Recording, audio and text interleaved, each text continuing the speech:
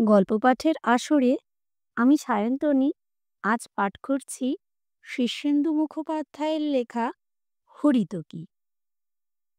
আজ এই পূর্ণিমা রাতে টিউশনি সেরে ফেরার পথে গিরিজা টের পেলেন তাকে কানাওলায় ধরেছে। বাঘাযতীন পার্কের পাশ দিয়ে গুটি গুটি হেঁটে জ্যোৎস্না দেখতে দেখতে দিব্যি আসছিলেন। শরৎকালের ফুরফুরে হাওয়া দিচ্ছে, বেশ শীত লাগছে। কোনো বাড়ির বাগান থেকে শিউলি ফুলের মিষ্টি গন্ধও ভেসে আসে। সেই সঙ্গে একটা ডালফোড়নের গন্ধওয়ালা জায়গাও পার হয়ে এলেন। খিদেটা বেশ জাগার দিয়ে উঠল। আবুর মা ওবেলা একটা ফুলমার্ক পাওয়া মোচা ঘন্ট রেঁধে রেখেছে, এবেলাও সেটা দেবে। সেই সঙ্গে ঘানির তেল আর কাঁচা লঙ্কা দিয়ে ডাল সেদ্ধ। এই ভেবে একটু তাড়াহুড়ো করে হাঁটছে। বাঘাযতীন পার্ক পেরিয়ে ২ নম্বর ডাবগ্রামের রাস্তা পেরিয়ে আদিগন্ত জ্যোৎস্নায় ১ নম্বর ডাবগ্রামের রাস্তায় নেমে পড়তেই টের পেলেন রাস্তা যে আর চিনতে পারছেন না। জ্যোৎস্না রাতে মফস্বলের রাস্তায় ইলেকট্রিক আলো ভালো থাকে না। তা না থাকুক, ফটফটে রাস্তাঘাট সবই দেখা যাচ্ছে। আম গাছ, জাম গাছ চেনা যাচ্ছে, কিন্তু কানাওলা ধরলে যে আর কোনো উপায় থাকে না।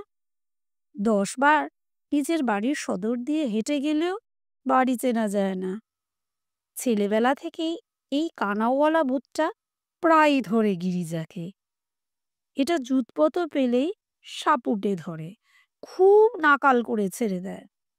তার ওপর গিরিজার বয়স এই ৭৩ পেরোলো। এ বয়সে অনেক কিছুই ভোঁতা মেরে যায়। মাথার মধ্যে সবসময় একটা ধন্ধভাব। ডাবগ্রামের এক মাথায় সরকারি গোদাম। পিপে যদি আড়াআড়ি করে আধখানা মাটিতে পোতা যায়, তবে যেমন দেখতে হয়, গুদামের চেহারাও অবিকল সেরকম।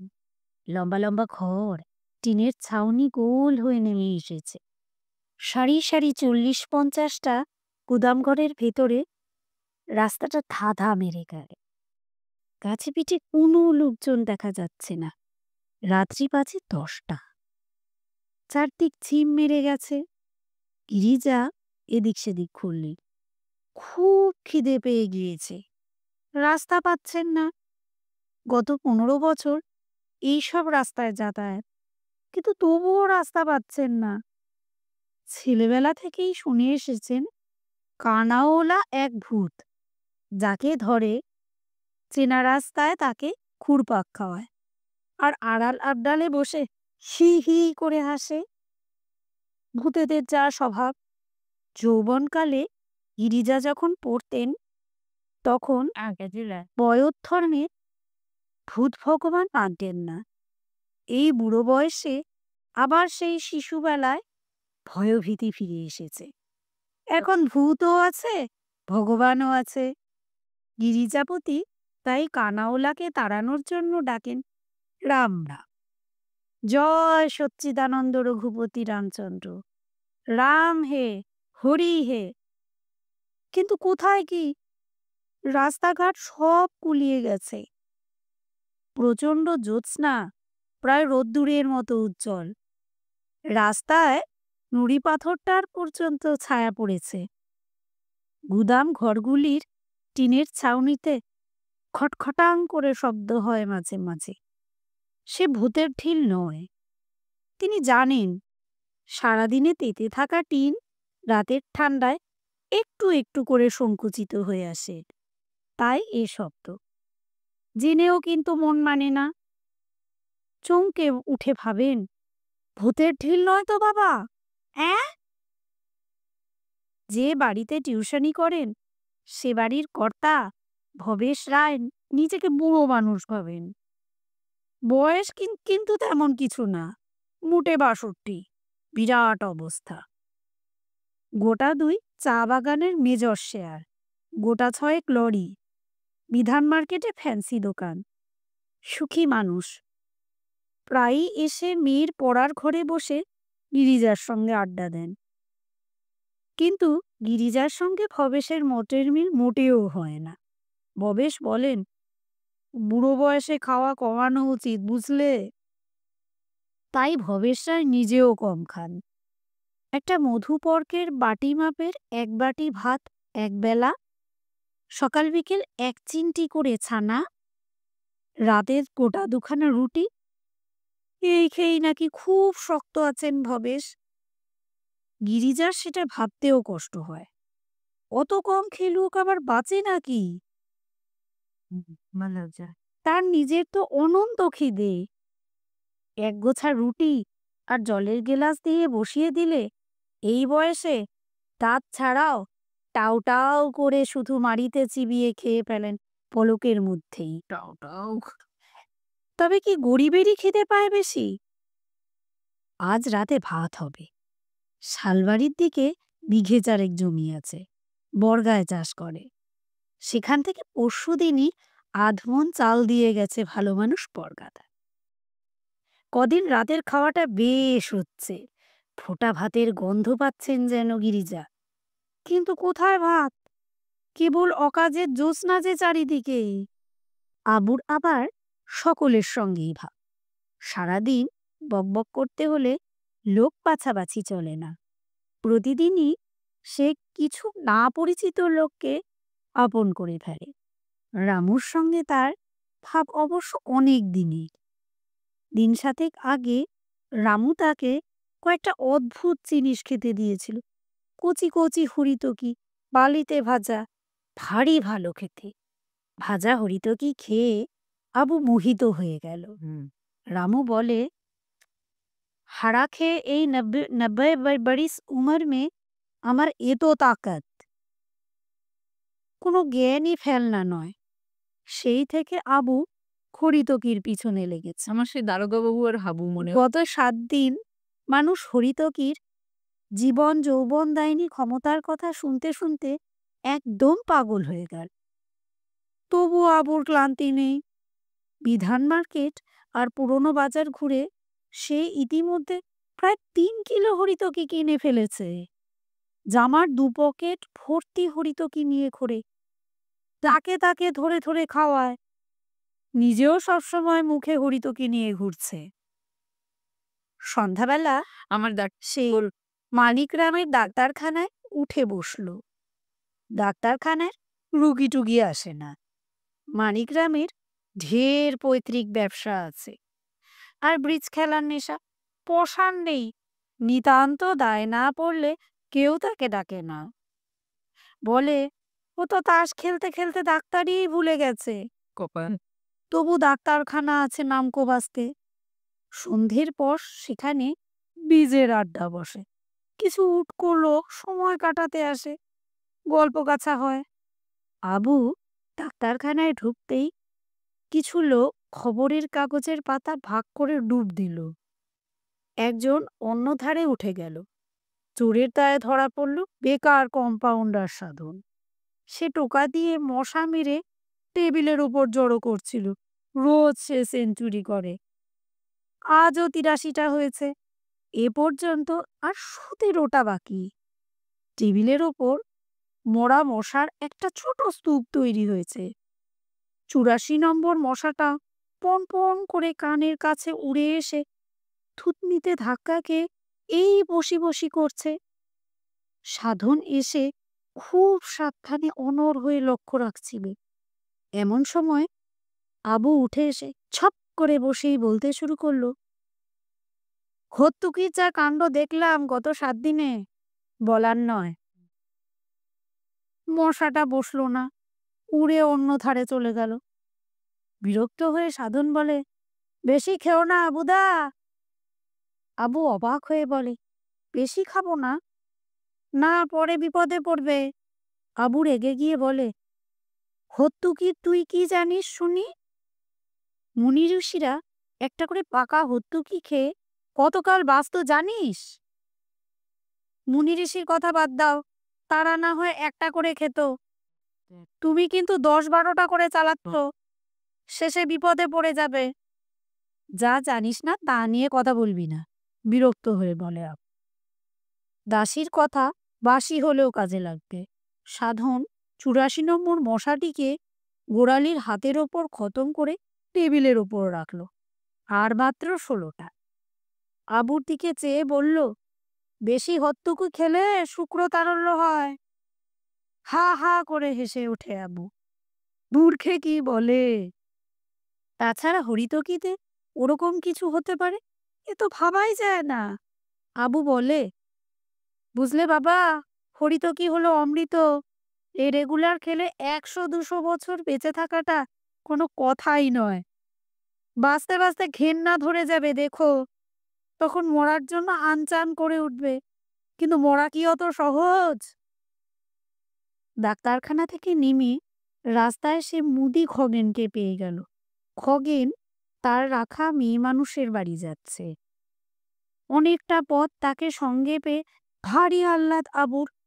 হরিতকির যাবতীয় গুণের কথা কি বলে শেষ করা যায়? এত সস্তা!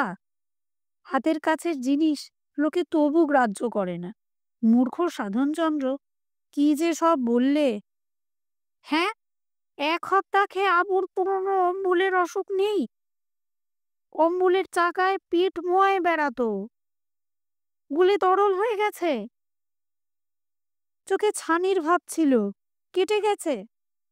৫২ বছর বয়সে হঠাৎ এখন শক্তির জোয়ার এসেছে গতরে। হঠাৎ আবু খগেনকে বলল, দাঁড়াও। খগেন দাঁড়ায়। রাস্তার পাশে প্রচুর বড় বড় চাই পাথর পড়ে আছে, রাস্তা মেরামতের কাজে লাগবে।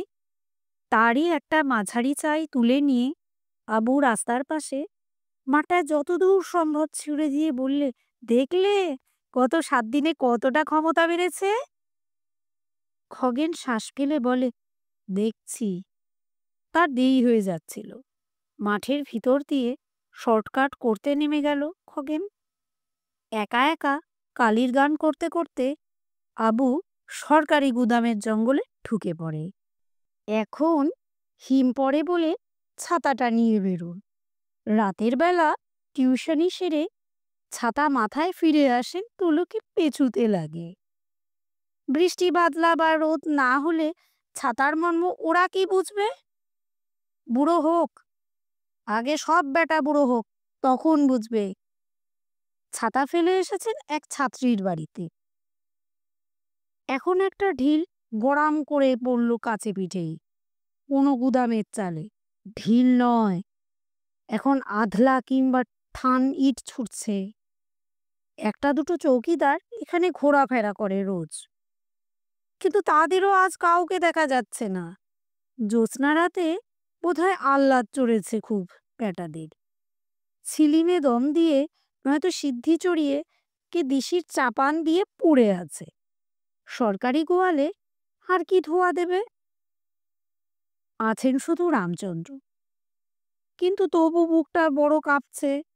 খিদেটা পেটের ভেতরে খেকি কুকুরের মতো ঘেউ ঘেউ করে ধমকাচ্ছে তাকে। ছাতাটা হাতে থাকলে একটু সাহস পেতেন।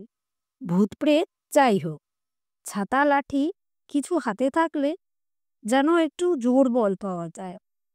ওরা অবশ্য ছাতাকাল ফেরত দেবে, তবু তার ছেলে আবুটা মানুষ নয়।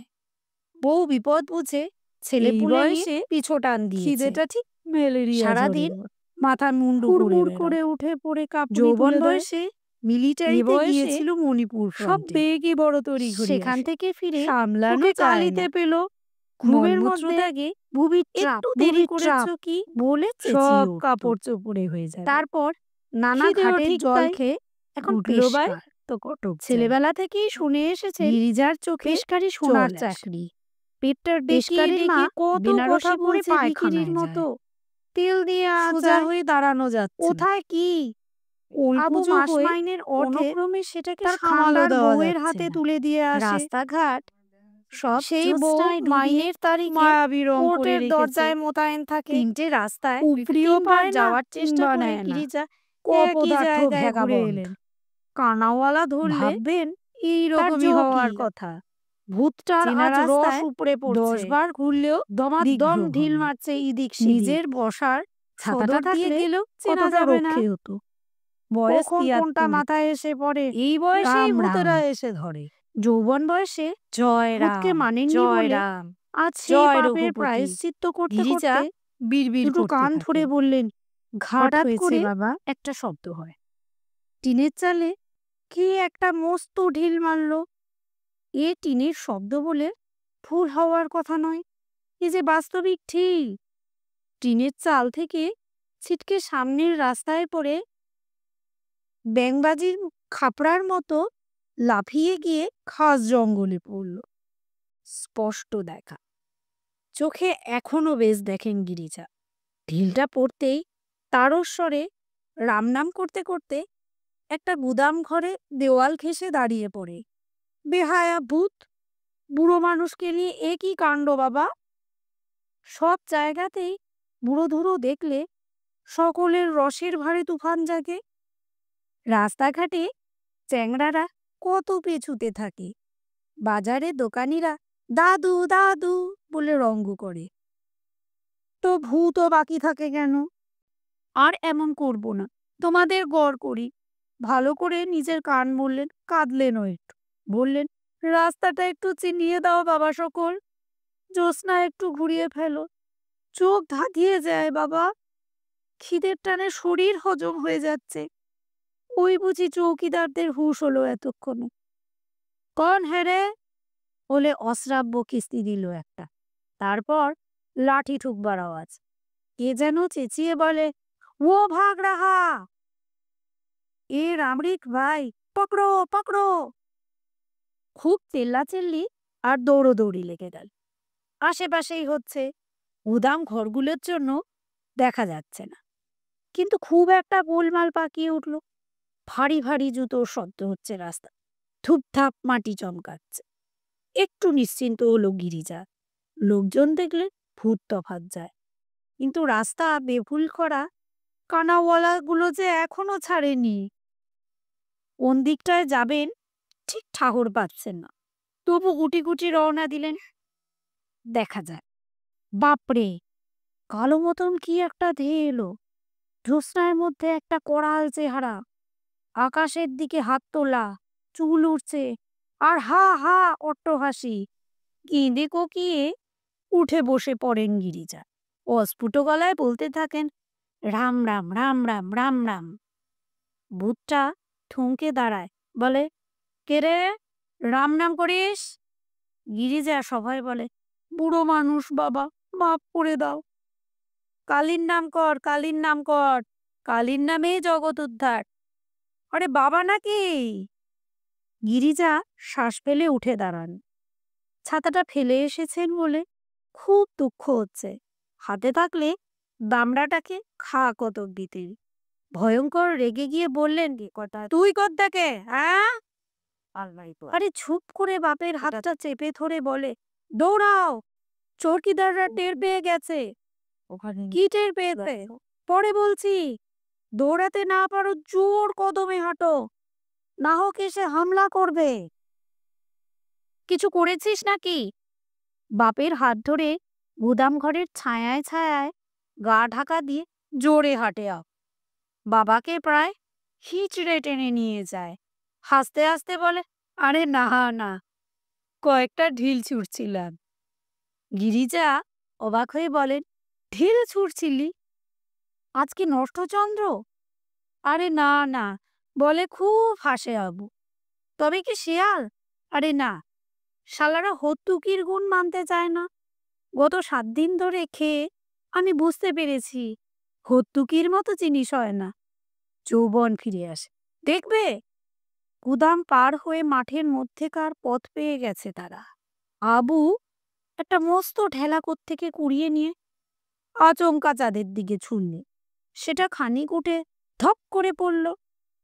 দেখলে? আবু জিজ্ঞাসা করে। হ্যাঁ হ্যাঁ, খুব ক্ষমতা বেড়ে যায়। চৌকিদার শালারা ধরতে পারতো নাকি আমাকে? এমন দৌড় দিয়েছিলাম না, কি যে দম পাই এখন বাবা। মনে হয় এক নাগারে 20-30 ক্রোশ দৌড়তে পারি। হত্যুকুতি সব হয়। গিরিজা নিশ্চিন্তে হাঁটছেন।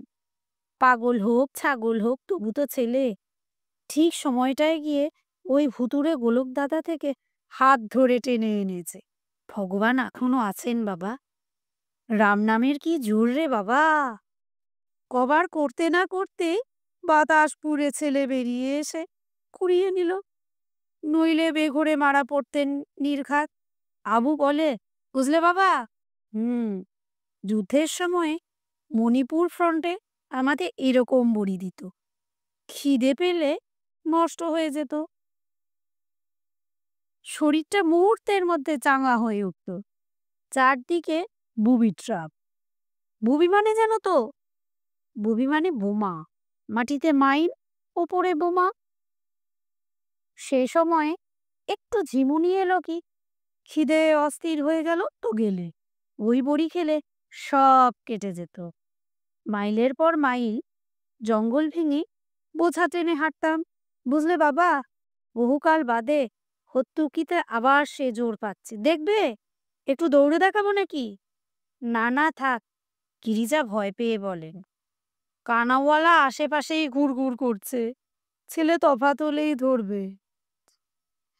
তিনি অস্পষ্ট গলায় বললেন, রাম রাম। আবু বিরক্ত হয়ে বলে, কালী কালী বলো। কালীর নাম আর হত্যুকি? 150-200 বছর হেসে খেলে বাড়ি এখনো দূর আছে।